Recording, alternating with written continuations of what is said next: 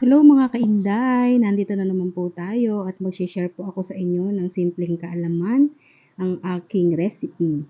Yan guys, magluluto tayo ng chicken barbecue sa kawali.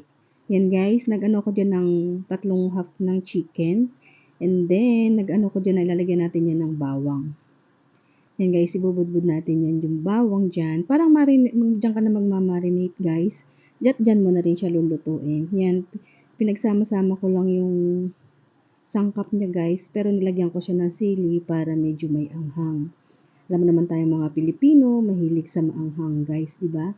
Kaya ang inday nyo, hindi nawawala ng sili.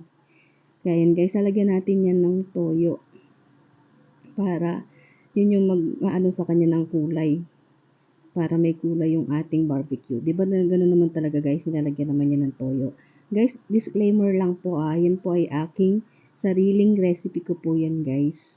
At tinry ko lang yan. Ngayon ko lang yan guys tinry. At sana maging perfect. Yan guys, 3 spoon po yung nilagay kong toyo dyan. And then, ilalagay natin dyan yung kalamansi.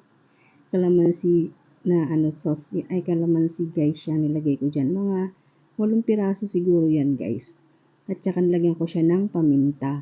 At saka ng laurel guys para mabango. Para yung lansa niya mawala. Para pag siya, hindi siya naglalansa, di ba ganun guys. Imbis na luya, pwede rin ng laurel.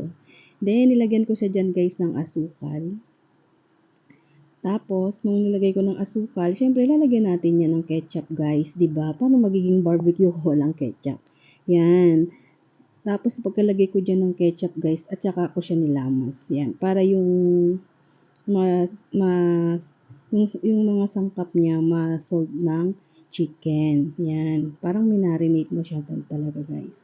Yan. Naglabs tayo dyan guys kasi, di ba? Kasi, diretso luto na yan guys. Siyempre, dapat malinis. Pero mahugas naman tayo ng kamay dyan guys.